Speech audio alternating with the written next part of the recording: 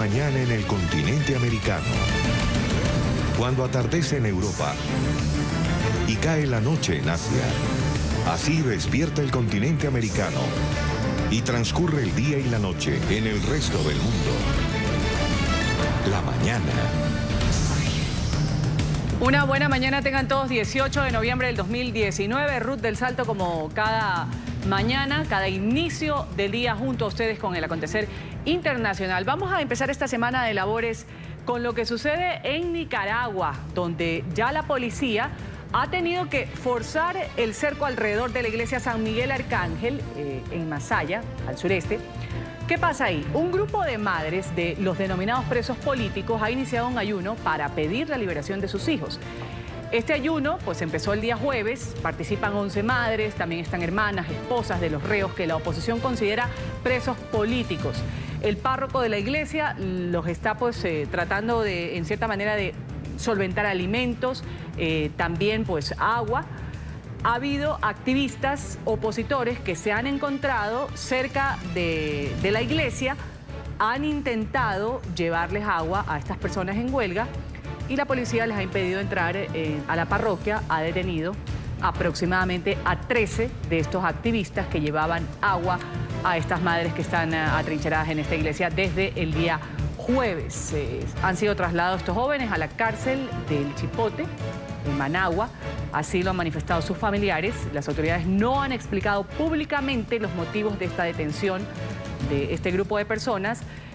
También pues se conoce que las autoridades han pedido que se interrumpa la electricidad en la iglesia donde están estas madres, una acción que fue condenada ya por las personas que habitan aquí, que están apoyando a este grupo de madres, quien ha pedido pues el restablecimiento de los servicios, esto como un acto, un gesto de humanidad.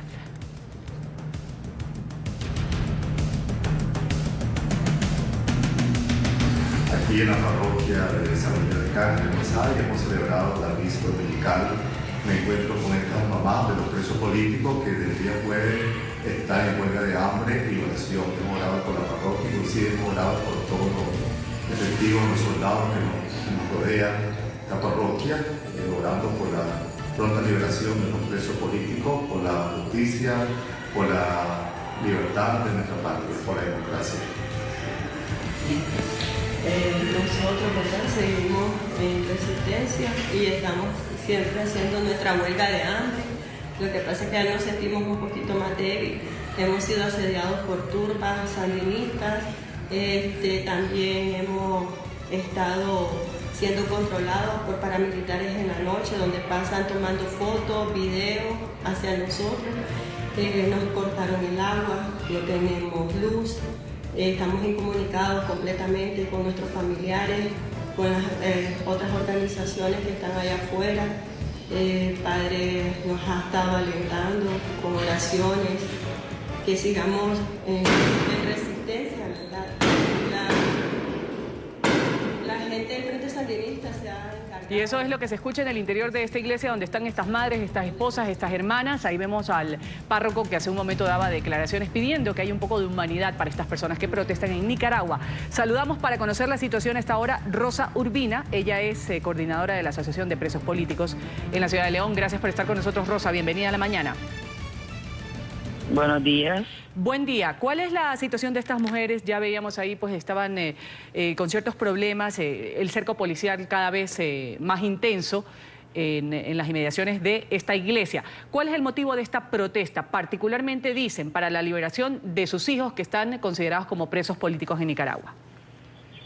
Así es, ese es el gran objetivo, que se tuvo que llegar a ese extremo para poder alcanzar la liberación de, en ese momento que se inició la huelga, eran ya más de 139 presos políticos. Actualmente esa lista ha aumentado. ¿A cuánto ha aumentado esa lista aproximadamente? Ya aproximadamente 139 más 16 nuevos presos políticos más que tenemos. ¿Y esos 16 son de 13, qué? ¿De este grupo de personas que fue a brindarles agua a las madres? 13 de ellos, sí. ¿Cómo fue? ¿Qué fue lo que fueron, pasó con estos jóvenes?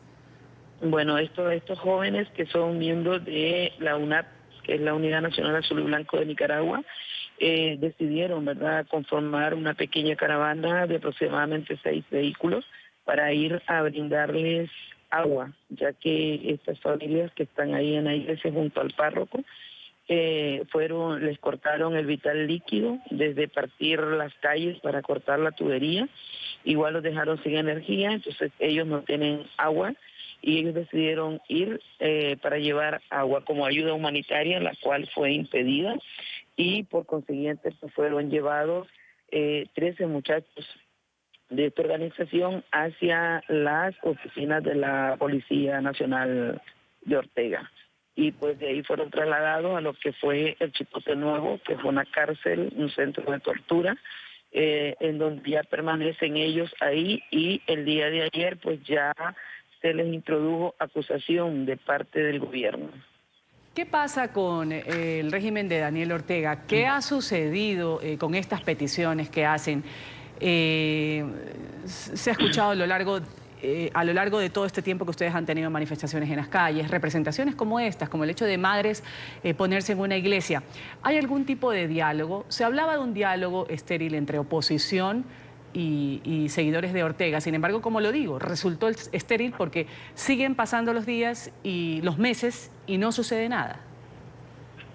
No, el diálogo en Nicaragua fue un fracaso y no fue más que una táctica dilatoria de parte de la dictadura.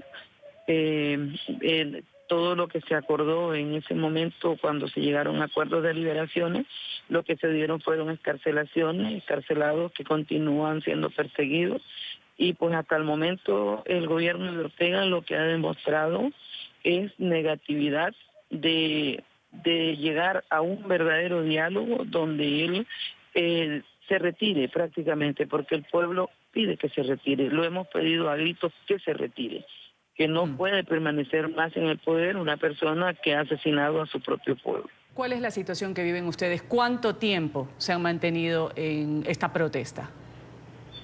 Ya nosotros a estas alturas estamos, si no me equivoco, a 16, a 15 meses, que estamos ya en abril, nosotros cumplimos 2 años en abril 2020.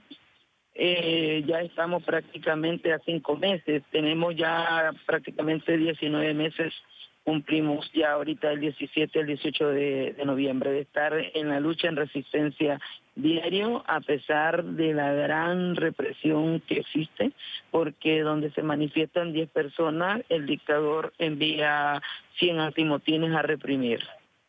Rosa, vamos a agradecerle sus minutos aquí en la mañana de NTN 24. Ha sido Rosa Urbina, ella es coordinadora de la Asociación de Presos Políticos desde la ciudad de León, en Nicaragua. Nos está hablando sobre esta nueva protesta que ha sido emprendida por un grupo de madres, de esposas, de hermanas de los denominados presos políticos. El número que sigue en aumento, según nos ha dicho Rosa, y una petición que parece pues, no llegar al régimen de Daniel Ortega. Gracias por estar con nosotros, Rosa. Buen día. Un buen día también para usted. ¿Cuál es la situación en Bolivia con el gobierno interino? Resulta que ha activado ahora un puente aéreo, esto para abastecerse de alimentos y abastecer de alimentos a las ciudades principalmente como La Paz, Cochabamba y Sucre. ¿Qué pasaba ahí? La escasez de lácteos, de huevos, entre otros alimentos, se debía a los bloqueos de los caminos por parte de seguidores de Evo Morales. Ya el ministro de la Presidencia, Jerjes Justiniano, ha informado que llegó un avión Hércules a La Paz con un cargamento de carne. También anunció que en las próximas horas va a haber un operativo similar en otras localidades. Mañana justamente se cumple el ultimátum que dirigentes de los productores de la hoja de coca de Cochabamba lanzaron a la presidenta interina de Bolivia, Yanine Áñez. Le exigen su renuncia. Ellos amenazan ahora con un bloqueo nacional de carreteras hasta que sus demandas puedan ser atendidas. Así lo informó la Comisión Interamericana de Derechos Humanos. También ha dado un reporte, ha dicho que los incidentes durante la crisis en Bolivia tras las elecciones del 20 de octubre ha dejado 23 muertos hasta el momento, 715 heridos.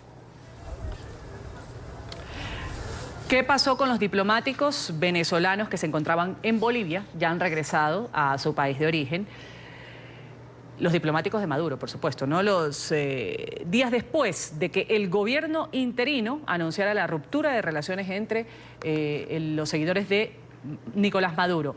El régimen de Maduro ya ha calificado esta ruptura de intrínseca, coyuntural, ha reiterado su apoyo a Evo Morales. El gobierno interino de Bolivia ha dicho que tomó la decisión de hacer esto tras conocer el arresto de individuos venezolanos que fueron detenidos vestidos de policía y también con armamento. Pasamos a Chile ahora. En las últimas horas, el día de ayer, en la noche, salió el presidente de los chilenos, Sebastián Piñera, desde la Casa de la Moneda, a dar declaraciones de lo que ha sido este estallido social. Un estallido social que cumple el día de hoy un mes. Piñera se ha dirigido a sus compatriotas para valorar este acuerdo al que han llegado el día viernes en la madrugada casi la totalidad de las fuerzas políticas del país. Recordemos que va a haber un plebiscito para definir el futuro de la Constitución, esta Constitución que fue hecha en 1980. Está programada este plebiscito para abril del próximo año. El estallido social, lo decimos, cumple el día de hoy su primer mes y el presidente Piñera se ha referido sobre las acusaciones de violaciones a los derechos humanos contra las Fuerzas Armadas y del orden también. En este mes de protestas se han combinado la masiva manifestación pacífica, se ha mezclado con acción de violentos que han dejado destrozos, no solo en infraestructura pública, sino en otras áreas también, y se calculan pérdidas de 4.500 millones de dólares. Sin embargo, él dijo, vamos a revisar de que nada quede impune con respecto a la actuación de las Fuerzas Armadas para controlar las marchas. Lamentablemente, y a pesar del firme compromiso y de todas las precauciones que tomamos, no solo el gobierno, también nuestras Fuerzas Armadas y de orden, para proteger los derechos humanos de todos, en algunos casos no se respetaron los protocolos, hubo uso excesivo de la fuerza, se cometieron abusos o delitos y no se respetaron los derechos de todos. Para este jueves en Colombia están previstas marchas también a lo largo del país. Ha sido el presidente de los colombianos, Iván Duque, que ha mantenido un diálogo con el director de nuestra cadena aliada Noticias RCN en Colombia, Juan Lozano. Ha hablado sobre algunos temas que están sobre la mesa para estas protestas del próximo jueves. El mandatario ha dado su explicación de las reformas pensionales, laborales, cuál es su versión al respecto, que no hay tal como lo afirman algunos críticos que ahora están llamando a estas manifestaciones. Su gobierno, ha dicho Duque, está listando un decreto para cerrar fronteras, busca impedir que ingresen personas infiltradas, personas extranjeras a Colombia. ¿Va a cerrar fronteras? Yo he contemplado el cierre de fronteras. Tenemos que definir la duración y el día particularmente, también por un tema de seguridad. Entre otras cosas porque tiene que ver con la protección de infraestructura estratégica, porque tiene que ver con la prevención de que no vaya a darse infiltración proveniente de otros lugares y adicionalmente para garantizar el derecho de los ciudadanos que quieran ejercer la protesta pacífica. ¿Va a acabar con las horas extras y los dominicales y los festivos en materia laboral, presidente, que es otro de los argumentos que se mencionan? Otra gran mentira.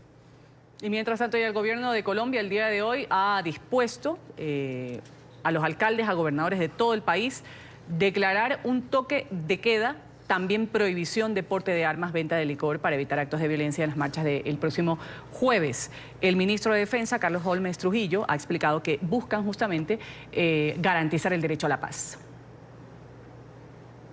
Continúa el proceso de coordinación de todas las instituciones del Estado con el fin de garantizar el ejercicio del derecho a la protesta pacífica. Ese es un derecho que el gobierno respeta y tiene el deber constitucional de garantizar. Y naturalmente también avanza todo el proceso de coordinación requerido para hacerle frente a cualquier manifestación de violencia o vandalismo que pueda presentarse.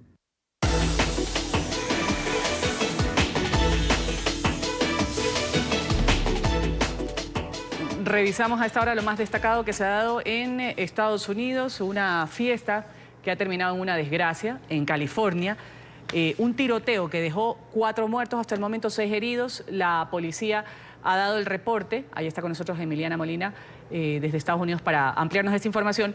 Emiliana, han entrado unos atacantes por el patio trasero de una vivienda en Fresno y han abierto fuego. Estaban viendo un partido de fútbol americano.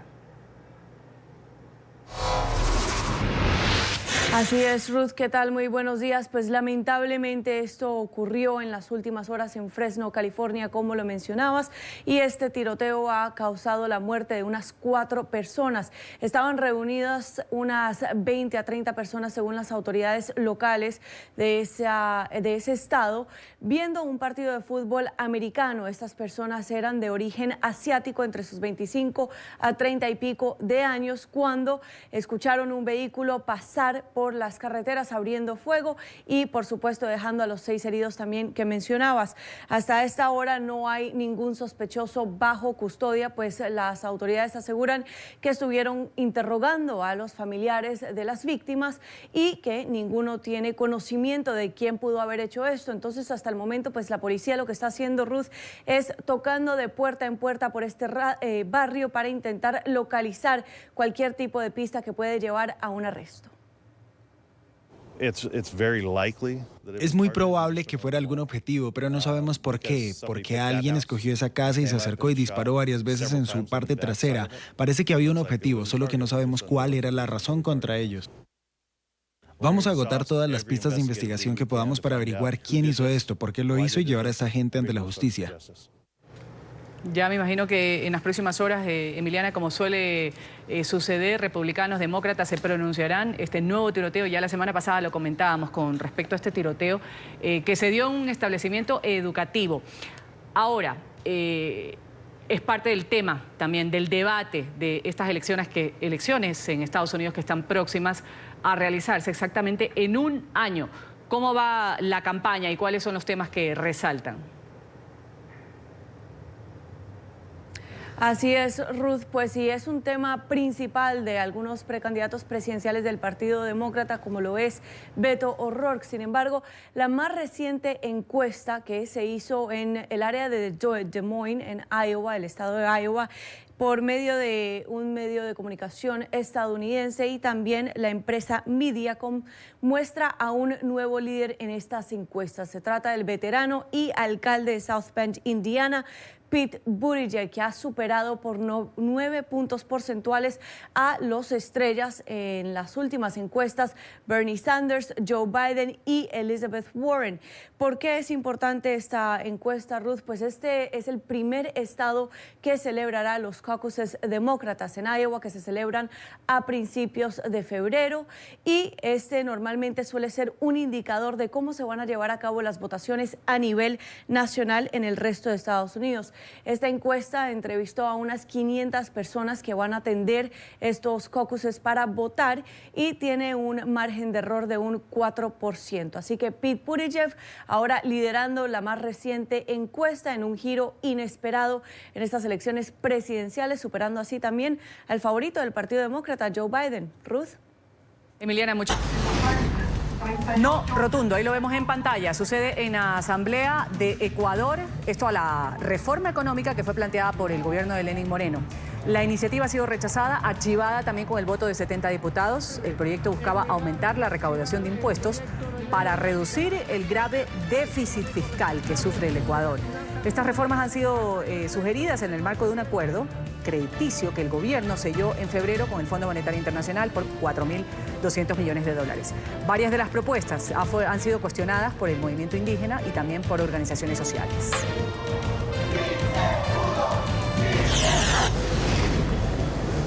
La presidenta de la Cámara de Representantes de los Estados Unidos, la demócrata Nancy Pelosi, ha invitado al presidente Trump a testificar ante el grupo de investigadores que lleva a cabo las audiencias en el marco de este proceso de juicio político en contra del mandatario. En una entrevista, la líder opositora ha argumentado que si el mandatario republicano no está conforme con los testimonios que ha escuchado hasta el momento, entonces él debería dar su propia declaración. Las palabras de Nancy Pelosi tienen lugar antes del inicio de esta segunda semana de audiencias públicas ante el Comité Judicial de la Cámara Baja. Se espera que al menos 8 testigos declaren entre el martes y el día jueves.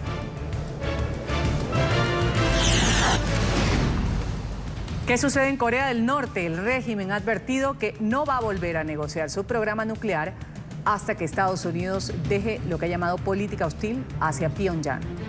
Ambos países llevan varios meses sin hablar al más alto nivel desde la visita del presidente Donald Trump a la parte norcoreana de la zona desmilitarizada en el pasado mes de junio.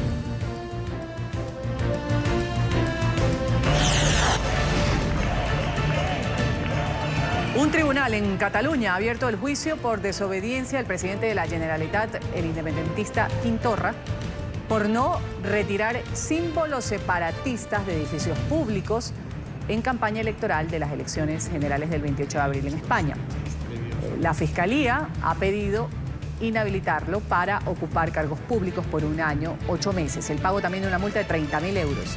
Una eventual condena de este tipo le impediría a Torra seguir al frente del gobierno regional.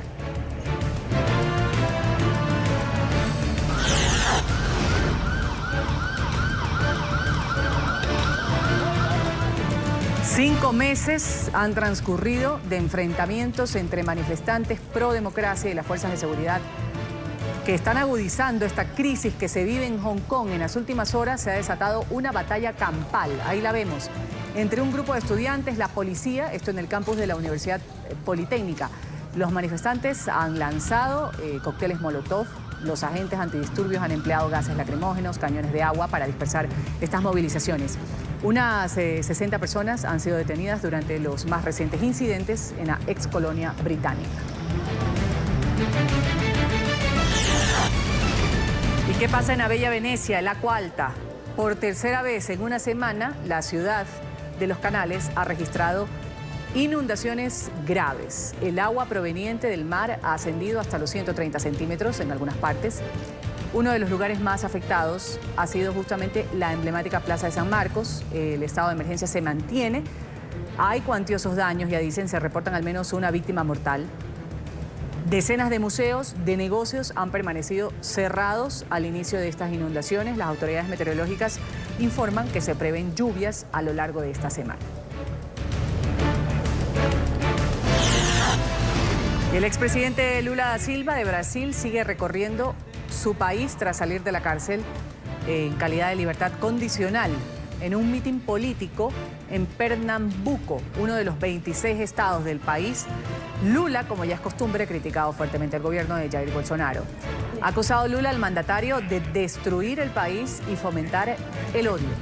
El expresidente ha vuelto a culpar al ex juez Sergio Moro, actual ministro de Justicia, de orquestar junto a Bolsonaro la cuadrilla que lo puso en la cárcel. Pueden estar absolutamente seguros de que cada minuto de mi vida estará dedicado a liberar este país de esta banda de milicianos que se apoderó de él.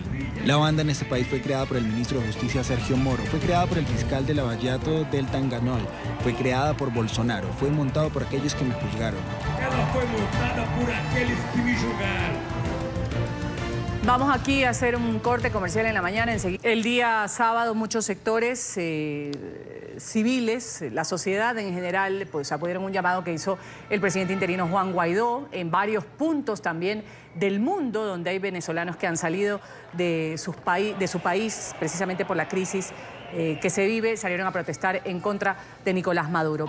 Ahora, distintos gremios dicen que se van a unir a este llamado que ha hecho el presidente Juan Guaidó.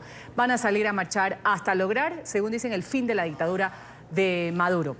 Oliver Fernández estuvo pues reportándonos lo que sucedía en las calles de la capital, de Caracas, y ahora nos cuenta más sobre estas personas que se están adhiriendo a la convocatoria que hace Juan Guaidó. Oliver, un buen lunes para ti, buen comienzo de semana de labores.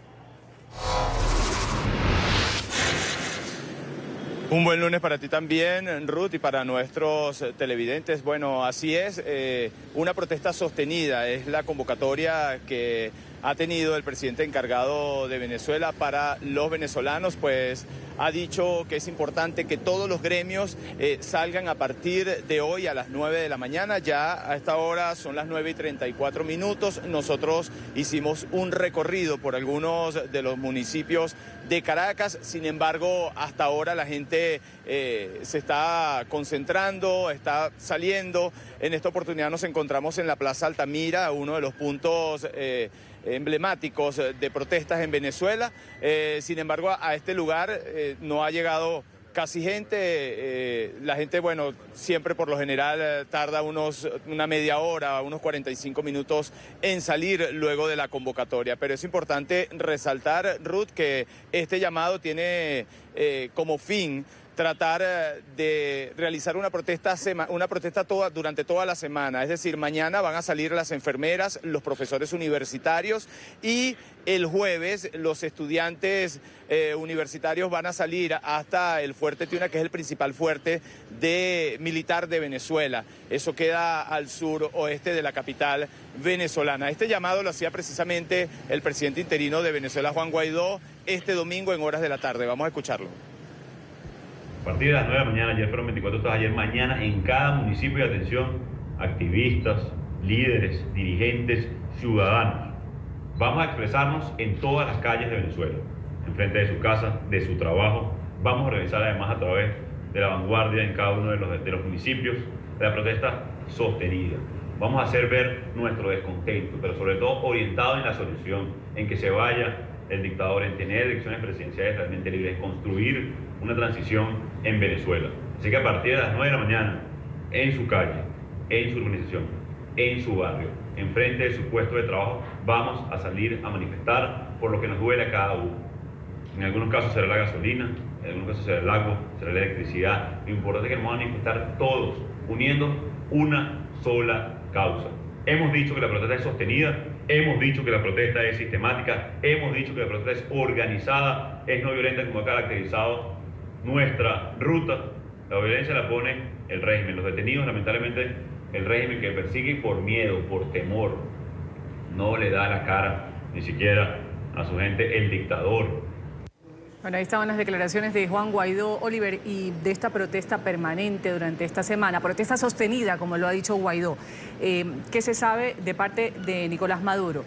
Suelen anunciar ellos las contramarchas o condecoraciones. ¿Cuál es la actividad que tiene durante esta semana, que ha sido convocada esta protesta permanente por parte del gobierno interino? En esta ocasión, pues, de los seguidores de Maduro, ¿qué van a hacer? Bueno, lo que se ha dicho es que también ellos van a manifestar durante toda la semana. Sin embargo, Ruth, es importante resaltar que este sábado también hubo una manifestación por parte de los seguidores de Nicolás Maduro, y Nicolás Maduro no se presentó a esta manifestación, y esto por supuesto trajo la crítica de la ciudadanía, incluso de sus propios seguidores. Decían que no es posible que la persona que convoca a la manifestación pues no se presente, y esto ocurrió el sábado. Sin embargo, habrá que esperar entonces cuáles serán los movimientos, cuáles serán las manifestaciones que van a convocar por parte del Partido Socialista Unido de Venezuela en las próximas horas. Lo que sí es cierto es que hace pocos minutos supuestamente el presidente interino de Venezuela, Juan Guaidó, va a estar en alguno de estos puntos en los que ha convocado, porque ha dicho que tiene que ser todos los municipios, no solamente de Caracas, sino también de todo el país, que son más de 300 municipios en el ámbito nacional. Habrá que esperar entonces un balance final de lo que será, de lo que ha sido esta convocatoria el día de hoy. Seguramente en horas de la tarde pues ofrecerán un balance por parte de la presidencia interina de Venezuela y también los diputados a la Asamblea Nacional.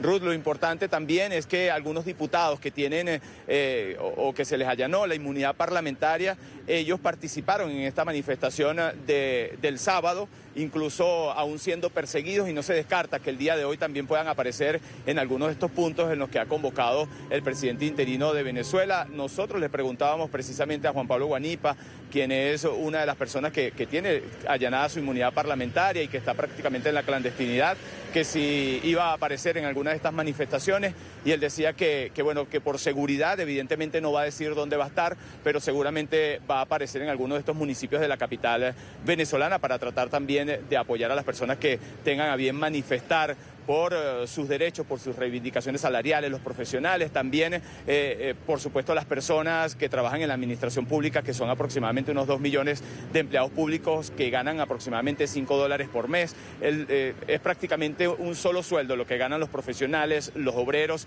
en Venezuela, y por supuesto, Ruth, con $5 nadie puede vivir, nadie se puede mantener. Esta es la información. No sé si tienes otra pregunta desde el estudio, Ruth. Ahí estamos, Oliver, pero vamos a volver más adelante cuando la calle y las imágenes así lo sugieran para llevarles a los hogares de los seguidores de NTN 24 lo que se vive en Venezuela en esta jornada sostenida, según ha dicho, de protestas el presidente interino Juan Guaidó. Gracias, un buen día. Vamos a hablar ahora de cultura para cerrar este bloque.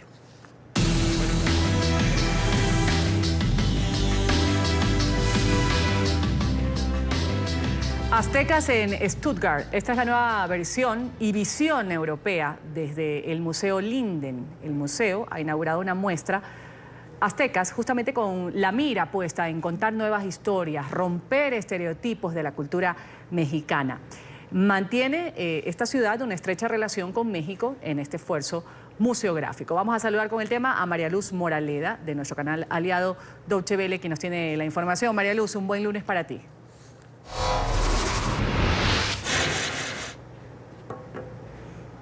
Buenos días, ¿qué tal amigos de la mañana? Un gusto saludarles. Es uno de los museos de etnología más importantes de Europa. El Museo Linden de Stuttgart, al sur de Alemania, acoge más de 200 valiosísimos objetos aztecas como vasijas, instrumentos, cerámica, cuchillas y esculturas monumentales. Además, algunas de estas piezas han sido expuestas muy pocas veces, como por ejemplo 2 chimalis, escudos de plumas y la figura del dios Quetzalcóatl, que realizada en piedra verde se puede apreciar al fondo. Un total de 1.200 metros cuadrados distribuidos en 7 secciones temáticas componen la muestra que, además de estas piezas físicas, retrata la herencia prehispánica de México con otra mirada. La motivación detrás de esta muestra es abrir el panorama fuera de los estereotipos de la cultura azteca en Europa. Según nos contó su curadora, se quiere ir más allá de las etiquetas de una cultura sanguinaria que solo pensaba en sacrificios. De esta forma se muestra que fue una civilización de igual valor que las europeas y muy sofisticada, por ejemplo, tanto en su arquitectura como en su estructura económica y social y hasta en su visión ecológica. La curaduría de estas piezas en exhibición es un trabajo conjunto entre Alemania y Holanda y los recientes trabajos antropológicos realizados en Ciudad de México, sede hoy Museo del Templo Mayor y testigo viviente de un sincretismo cultural en el marco de los 500 años de la llegada de Hernán Cortés a México. También hay piezas del Museo Nacional de Antropología de México. Aztecas permanecerá en Stuttgart hasta el 3 de mayo y únicamente se expondrá en el viejo continente. Su próxima parada será la capital de Austria, Viena, concretamente en el Museo de Historia del Arte a partir de junio de 2020. Y su última aparición será en Leiden, Países Bajos, donde se espera de febrero a agosto de 2021. Desde el canal internacional de DW Deutsche Welle se despide hasta la próxima con más temas culturales desde Europa. María Luz Moraleda, que sigan disfrutando de la emisión. Vamos a disfrutarlo. Gracias, María Luz, por traernos esta muestra, las imágenes de lo que es esta muestra en Alemania. Aquí hacemos una pausa comercial. Volvemos enseguida con más del programa.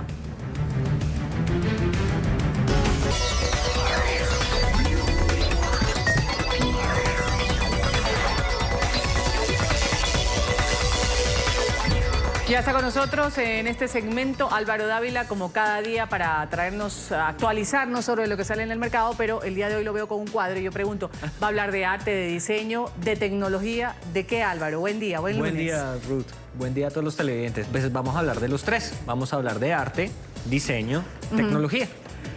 Pero ¿cuál es la relación, un cuadro que te lo has traído de la casa? ¿Qué pretendes decirme? Bueno, no, es muy sencillo. Te voy a hacer solo una pregunta. Ajá. En tu casa, cuando tienes el televisor en la sala, por ejemplo, ¿qué es lo que más te molesta? Bueno, quizás que se vaya la pantalla negro, que siempre esté... Que no haya decoración. O sea, exacto, no esté aprovechado orden, claro, ese espacio donde no está... hay un orden dentro de la composición de tu sala, por ejemplo. Tienes el televisor, pero entonces el televisor se va a negro, entonces esa pantalla negra ahí se ve horrible, y entonces tienes tus cuadros, pero no, digamos que no hay una composición, no se conjuga. Pues Samsung ha lanzado una tecnología que se llama Frame. Es un televisor, y ese televisor, a diferencia de lo que nosotros vemos tradicionalmente, es una obra de arte. ¿Por qué?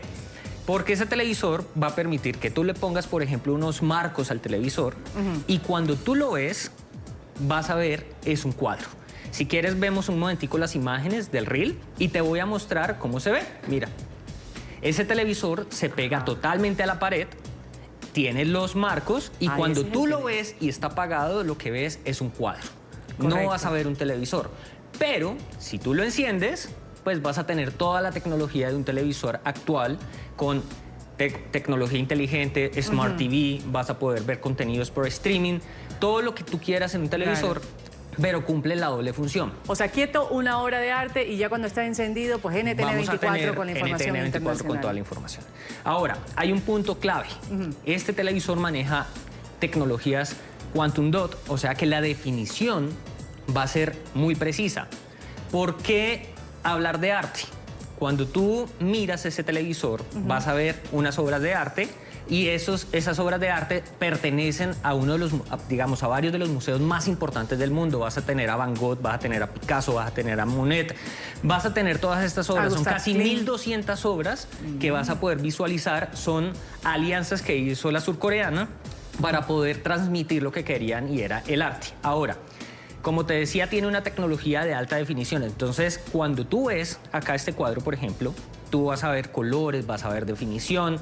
Acá no solo vas a ver una pantalla prendida, vas a encontrar eso, que cuando tú te acercas, vas a tener los trazos, las líneas, los colores, cómo los ves directamente en el museo. Muero por ver entonces el video. Veamos la nota que preparamos. Samsung Colombia trajo al país The Frame, un televisor que combina tecnología, arte, diseño y estilo. Ya pasamos de hogares que son, digamos, con espacios, con múltiples espacios, muchas habitaciones, demasiados espacios separados a espacios comunes. Y esos espacios comunes son de interacción familiar con amigos o con el entorno, entonces hace que adquieran mucha más relevancia. The Frame garantiza el 100% del volumen del color, permitiendo con ello disfrutar del realismo de las obras de arte que se mostrarán en el televisor. Es la tecnología de Quantum Dots que hace que precisamente todos los colores se aprecien de una forma más precisa, vibrante y real a como fueron grabados. El televisor de la surcoreana también llega con tecnología HDR para garantizar contrastes más profundos y naturales.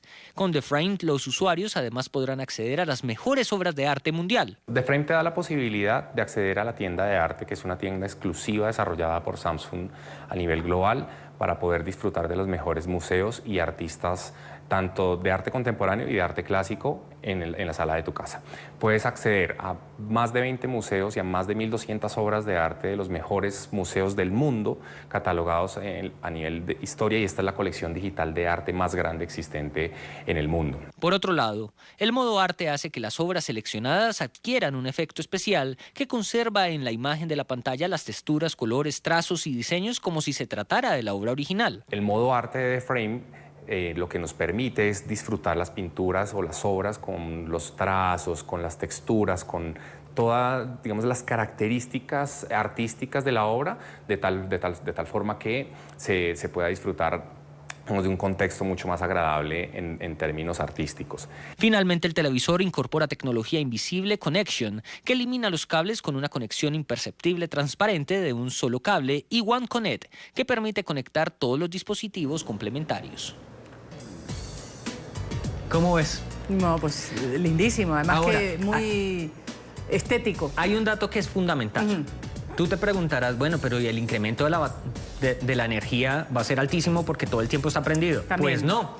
El televisor tiene unos sensores y cuando tú no estás en la casa, el televisor no te reconoce y queda.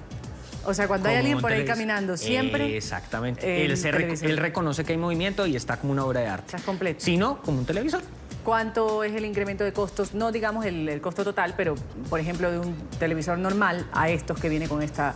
En energía, innovación. Nosotros estuvimos hablando con los voceros y decían que el incremento, a ver si lo ponemos en dólares, eran como $5 No, en costo. ¿En cuánto cuesta el televisor? El televisor como tal, estamos hablando, podríamos estar hablando de casi $2.000, yo creo. Aproximados.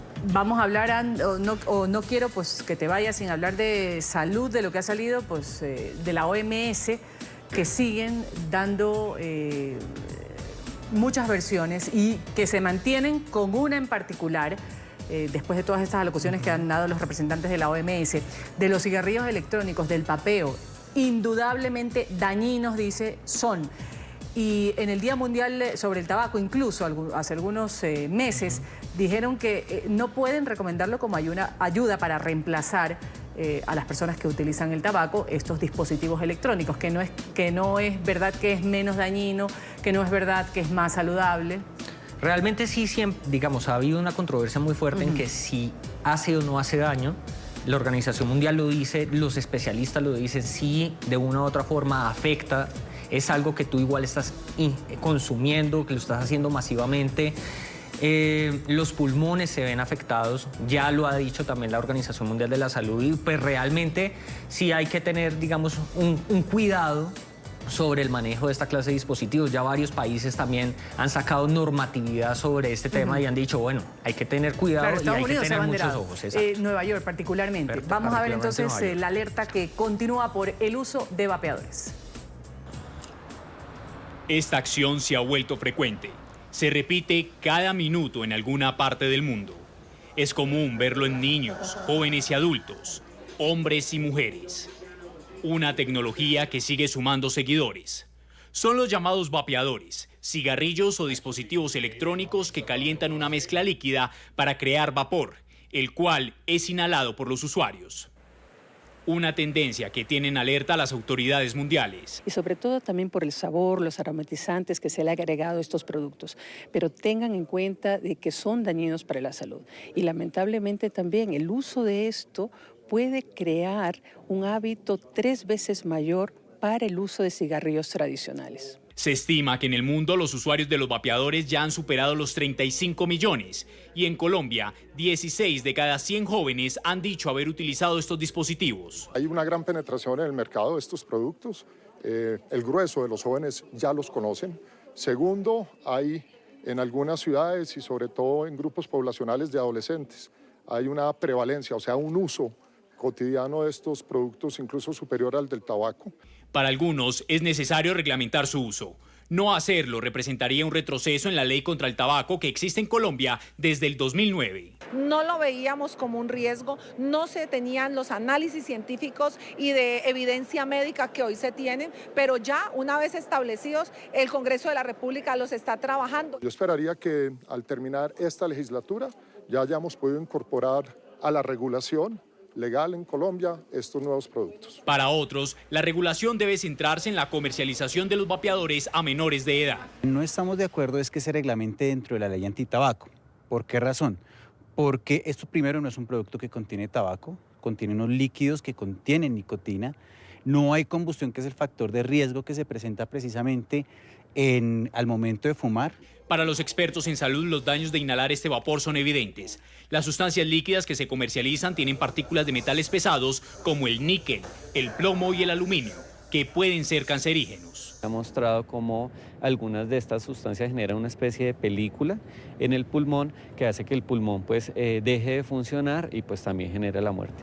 Sin embargo, 2 de cada 10 colombianos piensan que los cigarrillos electrónicos son inofensivos. Los defensores de estos mecanismos de vapeo dicen no haber pruebas que demuestren el daño y que por el contrario disminuye la dependencia al tabaco. Con el uso de los vaporizadores hay una reducción gigante, según dice el Colegio Real de Médicos, del 95% de exposición de esas sustancias. Estados Unidos sigue siendo el país más afectado. Según la Organización Mundial de la Salud, se han registrado más de 2.100 casos de personas con enfermedades pulmonares a causa del uso de vapeadores. 42 han perdido la vida. Bueno, así sigue la lucha de estas campañas para evitar que más personas se sumen al consumo de estos dispositivos electrónicos que según la OMS no traen ningún beneficio a la salud. Gracias, Álvaro, por estar con nosotros. Ruth, muchas gracias por todo y por la invitación. Mañana un nuevo tema de ciencia, salud y tecnología.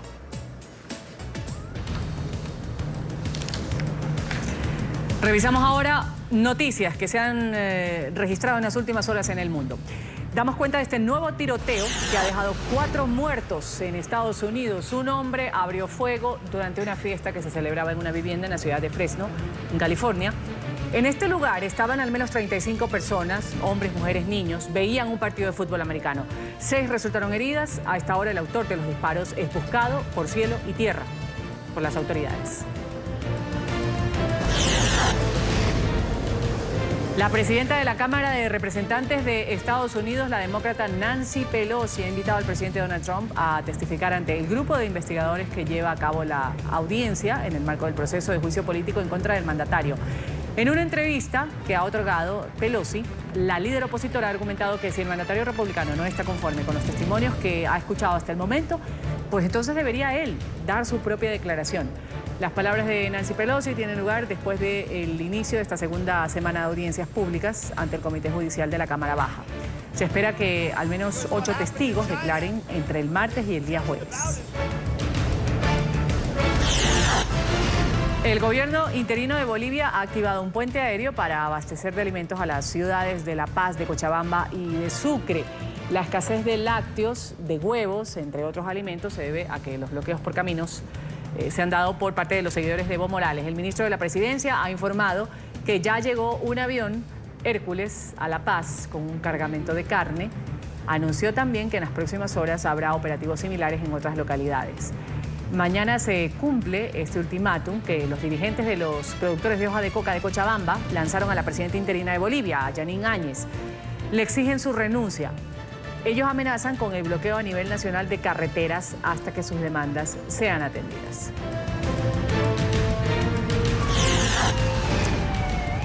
Y el presidente de Chile ha condenado por primera vez los abusos cometidos por la policía en estas manifestaciones multitudinarias que han sacudido desde hace un mes a su país. Sebastián Piñera ha enviado condolencias a los familiares de las 22 víctimas mortales que deja este estallido social.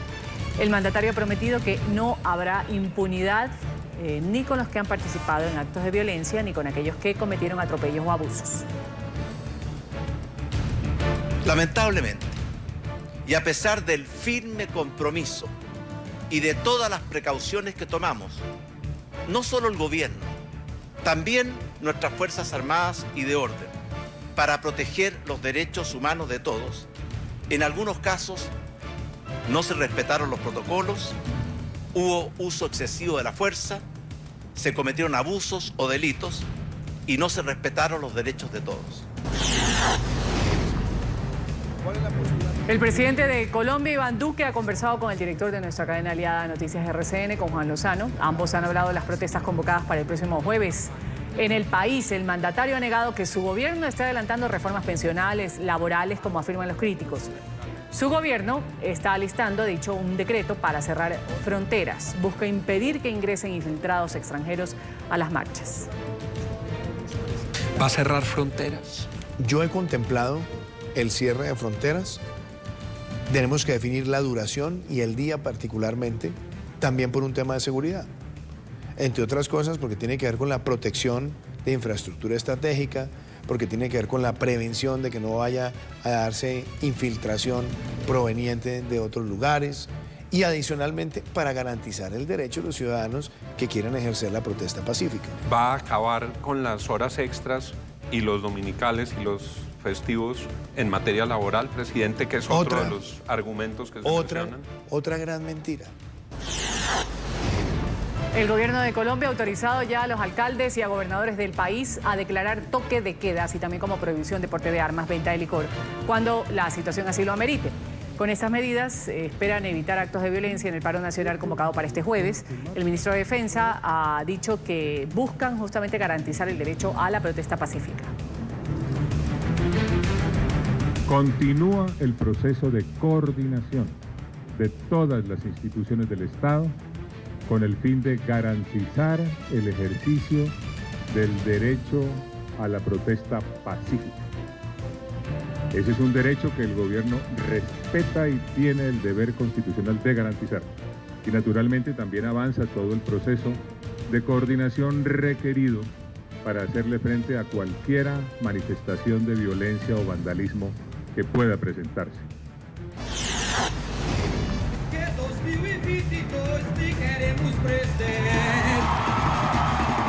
En acción, el expresidente Luis Ignacio Lula da Silva está recorriendo o continúa recorriendo Brasil tras salir de la cárcel en libertad condicional. Ahí lo vemos participando en un mitin político en Pernambuco, uno de los 26 estados del país. Lula, como ya es costumbre, ha criticado fuertemente en su discurso al gobierno de Bolsonaro. Lo ha acusado al mandatario de destruir el país y de fomentar el odio.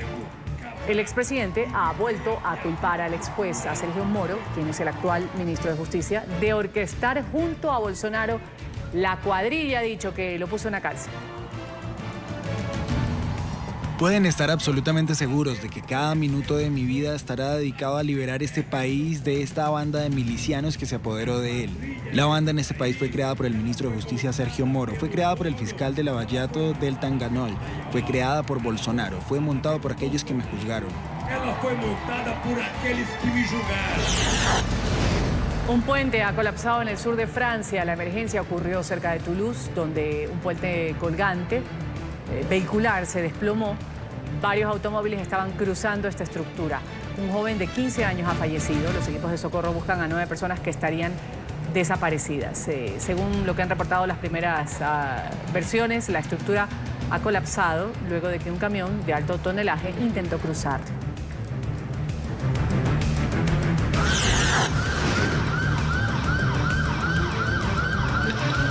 Y esto sucede en Hong Kong. 5 meses ya llevan estos enfrentamientos entre manifestantes pro democracia y las fuerzas de seguridad. Pero en las últimas horas se ha desatado esta batalla campal entre un grupo de estudiantes y la policía. Se dio en el campus de la Universidad Politécnica. Ahí los manifestantes han lanzado indiscriminadamente cócteles Molotov. Los agentes antidisturbios han empleado gases lacrimógenos, cañones de agua para poder dispersar las movilizaciones. 60 personas en total han sido detenidas durante estos recientes incidentes en la ex colonia británica.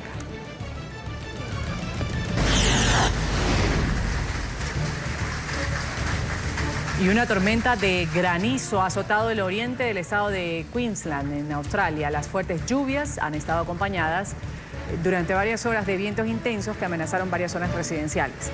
Este video ha sido compartido por uno de los habitantes de las zonas más afectadas. Ahí pues se logra ver el patio de la casa y el vecindario cubierto por bolas de nieve. La tormenta ocurre una semana después de que graves incendios forestales se registraran en el área.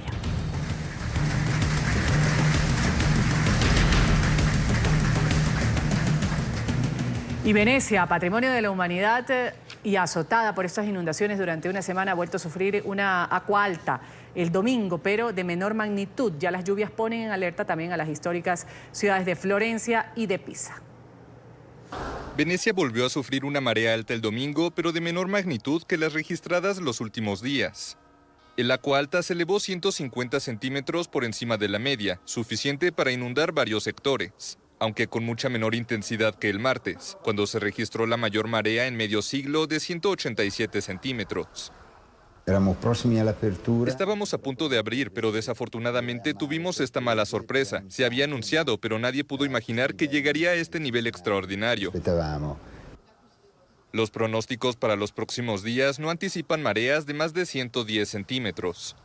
Esto debería permitir comenzar a evaluar los daños y reparar lo más urgente. La alcaldía de Venecia habló en una primera estimación de perjuicios por más de 1.000 millones de euros. Resultaron dañadas más de 50 iglesias, incluida la Basílica de San Marcos, además de cientos de tiendas y viviendas. Por otro lado, los hoteles enfrentan anulaciones de reservas en cadena de cara a la temporada alta de las fiestas navideñas y de fin de año. Tuvimos muchos daños. Por ejemplo, en mi caso, el sistema eléctrico quedó bajo el agua. Mucha mercancía se perdió, collares y otras cosas. Todo quedó bajo el agua.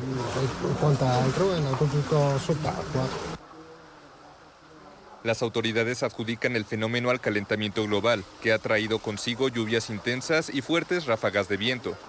Los ecologistas también responsabilizan al gran puerto industrial de Marghera y al continuo paso de gigantescos barcos de crucero. Pero mientras lo peor parece haber pasado en Venecia, ciudad patrimonio de la humanidad, otras 2 urbes italianas, joyas de la arquitectura, cultura e historia mundiales como Florencia y Pisa, fueron puestas en alerta máxima debido a la amenaza del agua. Ahí está la inclemencia del clima. Vamos aquí a un corte comercial y a despedir aquí la mañana de NTN 24, agradeciéndoles por su sintonía con el Canal de las Américas.